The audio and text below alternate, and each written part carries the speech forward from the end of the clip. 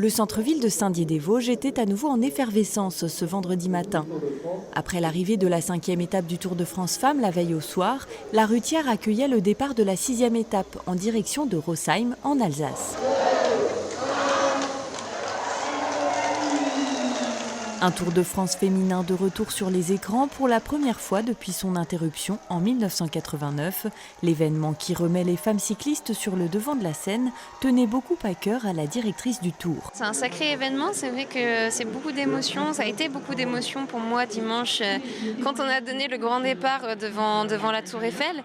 On espère aussi qu'avec notre événement et la caisse de résonance que ça puisse profiter à tous les sports féminins finalement, pas que au cyclisme. Mais montrer que voilà, des filles sur un vélo, ça envoie tout simplement. Elles nous offrent un spectacle chaque jour magnifique avec des scénarios de course hyper différents les uns des autres. Un grand pas également pour les coureuses qui vivent cette expérience pour la toute première fois. À chaque fois, je le regardais à travers la télé, je voyais les garçons et je me dis, mais au final, on voit pas les filles. Et c'est venu petit à petit, le cyclisme féminin a grandi et qu'on ait notre première édition comme ça, c'est vraiment incroyable parce que nous aussi, on peut le vivre enfin. Nous aussi, on a du public autour de nous, on a du soutien, ça fait vraiment chaud au cœur. Limite, l'égalité avec les hommes commence à se combler et c'est vraiment beau à voir. Une évolution des mentalités dont se félicitent également les plus chevronnés qui ont fréquenté le milieu du cyclisme dans les années 90. Je pourrais mourir en paix parce que le Tour féminin est reparti. Tout a changé, il y a des structures, ça se professionnalise. Oui, il y a encore un écart entre les équipes World Tour et les équipes UCI Conti. C'est un peu comme le rugby, Top 14 et Pro D2. Mais c'est en train de se développer. La différence chez les hommes et les femmes, c'est que les hommes, comme d'hab, ils ne font pas les courses, la cuisine, la ménage et tout. Les femmes sont multitâches. Donc les hommes, ils ont des sprinteurs, des grimpeurs, des coureurs par étapes. Les femmes, elles font tout. Des femmes sur tous les fronts qui se heurtent donc à quelques déboires depuis le début de la course, comme ces chutes en cascade survenues sur plusieurs étapes.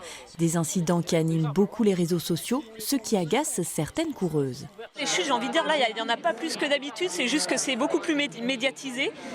Peut-être un chouïa plus spectaculaire aussi, parce que à chaque fois, ça implique beaucoup de monde. Mais j'ai envie de dire, c'est pas plus que d'habitude, ni chez les filles, ni chez les gars. C'est aussi lié à la nervosité du peloton. L'enjeu, il est considérable sur ce premier Tour de France. Allez, suis 1, 2, 3. Un enjeu également pour notre département qui a profité de 2 passages du Tour de France en l'espace de 3 semaines. Car qu'il soit masculin ou féminin, l'événement attire toujours de nombreux visiteurs. La caravane notamment est un moment à ne pas manquer. On est venu pour emmener les jumeaux avec nous pour qu'ils voient le Tour de France. Voilà, les filles, s'ils avaient déjà vu celui des garçons. C'est l'événement à pas louper. Alors qu'est-ce qu'ils ont eu de beau là les enfants? Alors, qu'est-ce qu'on a eu les enfants? On a eu des bobs déjà, Oui, des bobs, des t-shirts, des magnettes pour le vélo et pas mal de petits trucs sympas. Qu'est-ce que vous avez reçu de beau là alors? Pas grand chose. À votre grand regret, j'ai l'impression. M'attendais à plus, mais bon, c'est pas grave, c'est le jeu, c'est comme ça. Pour d'autres, le jeu en valait bien la chandelle. En l'espace de 24 heures, la ville de Saint-Dié a vu son activité économique bondir. C'est bien, ça apporte de l'animation, ça change. Il y a beaucoup de touristes surtout en fait. On voit que c'est pas les locaux qui viennent, mais c'est vraiment les touristes qui viennent consommer et manger. C'est plus qu'intéressant, hein. Puis en plus on a eu la chance non seulement d'avoir un départ aujourd'hui, mais une arrivée hier.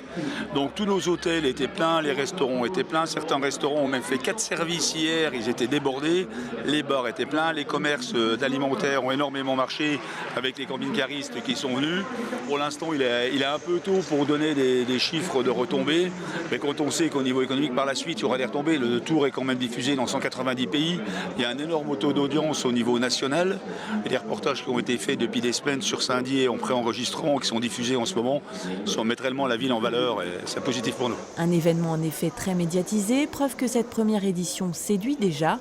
2 étapes resteront à parcourir à l'issue de cette journée. Le Tour de France Femmes s'achèvera non loin de chez nous, à la Planche des Belles Filles le 31 juillet. La vainqueur et son équipe remporteront une prime de minimum 50 000 € contre 500 000 € pour le gagnant du Tour de France masculin.